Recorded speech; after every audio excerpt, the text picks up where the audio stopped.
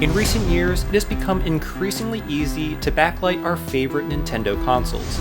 These mods, in my opinion, have not only improved the quality of the image in terms of color saturation, vibrancy, and refresh rate, but also in ease of installation.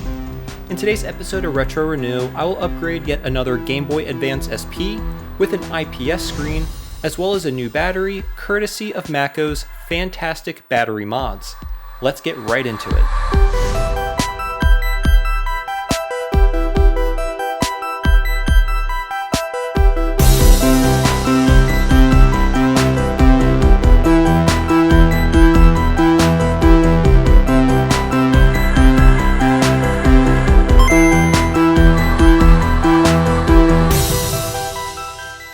Hey everyone, how's it going? My name is Tito and welcome to another episode of Retro Renew. Today we're going to build a Game Boy Advance SP. This isn't something you haven't seen before, but I thought it'd be fun to share this particular build. It has become easier and easier to perform these mods.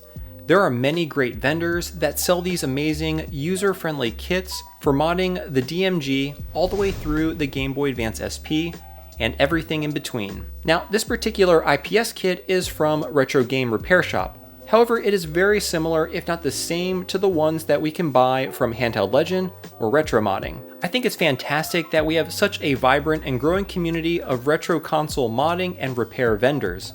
In addition to the IPS kit, I also picked up this pre-trimmed shell. Retro Gaming Repair Shop offers a ton of great color options and styles, but here I chose a transparent shell.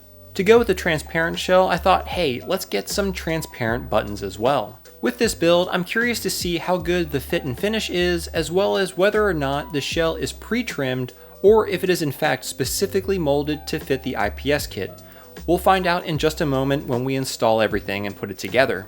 And as for the IPS kit, I opted to get one with the pre-installed white lens. I think it'll look really sharp on the clear SP shell. And lastly, I'll be making a custom battery courtesy of Makho's battery PCB mod and battery housing, which I was able to print on my 3D printer. Definitely want to give Makho a shout out for making these designs readily available for the modding community. I have links to both the PCB and the battery housing in the description below. As for tools, all you'll need is your trusty screwdriver set.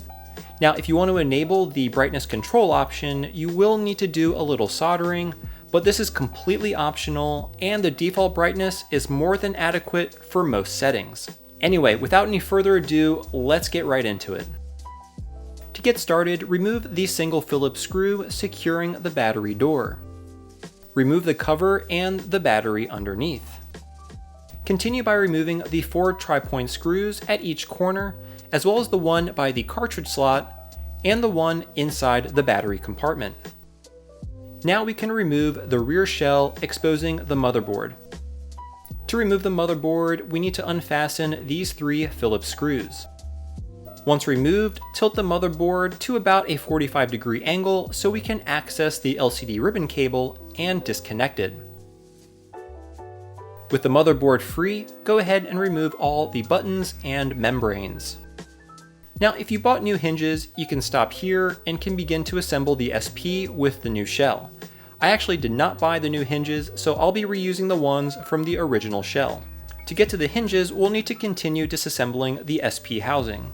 Remove the 5 rubber screw covers and the corresponding tri-point screws below them. This will allow us to remove the rear LCD housing. We still need to unfasten one more screw here in order to remove the ribbon cable cover.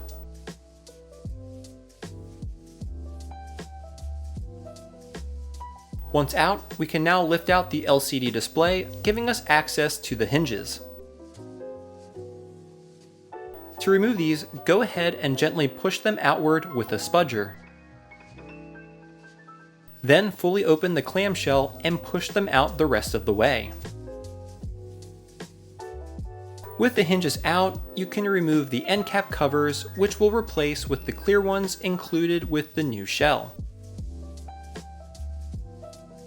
Now let's install the hinges into the new shell. To do so, align the hinges with the slots.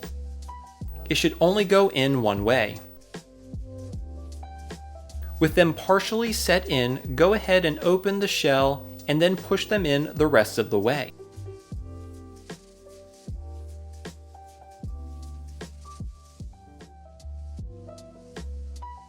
Fantastic. Now let's move our attention to the IPS panel. Go ahead and apply the insulating film on the rear if your kit came with one. Go ahead and attach the ribbon cable to the IPS panel. Then place a piece of double-sided tape to secure the ribbon cable to the back of the IPS housing. And then peel off the protective film on the front and set the IPS panel into the new shell housing like so. Next, loop the ribbon cable like so and fish it through the slot to the bottom portion of the SP console. We can now install the rear cover. This kit came with an optional foam spacer to apply some pressure on the IPS panel to help keep it in place, but I found it unnecessary. Plus, since this shell is transparent, I'd rather see all the circuitry anyway.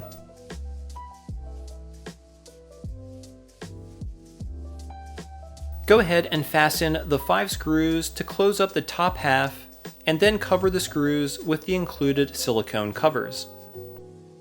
Alright, we're almost done. The next step requires a bit of soldering, but as I said before, it is completely optional. Solder one end of the included wire to the pad on the ribbon cable.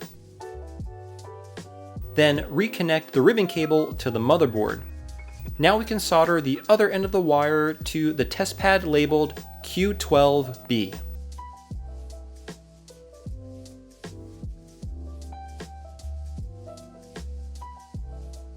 Next, go ahead and install the buttons, membranes, and the speaker.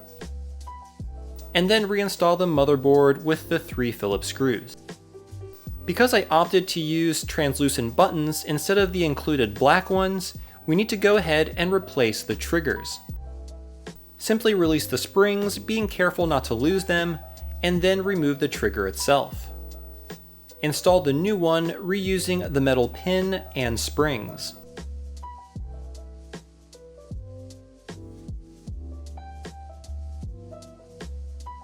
Fantastic.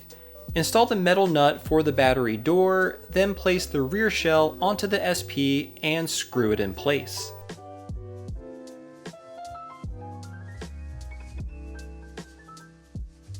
Now unfortunately, I had the older version of the Makho PCB and it didn't fit into the 3D printed housing. I ended up modifying it slightly so I could get it to work.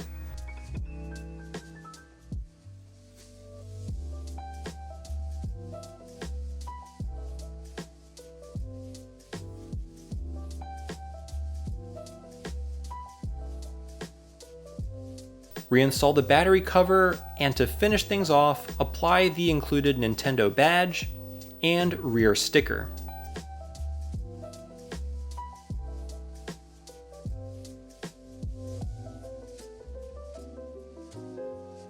Alright, so I think this came out really well. As with all mod videos I do on this channel, let's go over the pros and cons. Starting with the pros, as you all know by now, the IPS screen is amongst my favorite mods for Game Boy consoles. They're bright, vibrant, provide an extremely clear and crisp image, and the display is slightly larger than the original one. Overall, I think it looks beautiful, and it really pairs well with the SP.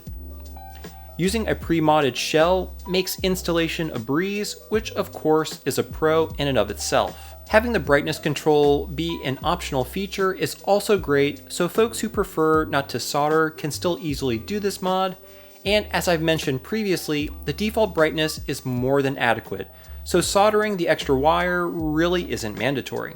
The Makho battery PCB and housing allow for better quality and larger capacity batteries to be installed, which is really fantastic and gives modders a lot of flexibility in the batteries they can put inside the console. All in all, this makes for a great SP package and is an awesome way to enjoy your Game Boy Advance games. Now for the cons.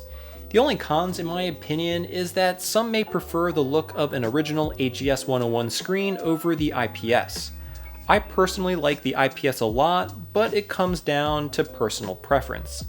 And lastly, the only other con I can think of is that while the shell is really great and we get an amazing array of color combinations and options, the quality of these shells just aren't up to that of the original. That isn't to say they're bad, they're actually quite good, but just not quite up there with the OEM Nintendo shells.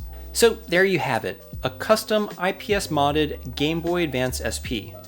What did you guys think of this build? Do the pros outweigh the cons? Are any of you planning a GBA or GBA SP mod in the future? Let me know what color shells or specific mods you're going to be doing to your SP in the comments section below. I hope you did enjoy the video. If you did, please give it a thumbs up and consider subscribing to the channel. You can find me on Facebook and Instagram at Macho Nacho Productions. I release content every Thursday, so be sure to turn on notifications. And as always, we'll see you next time.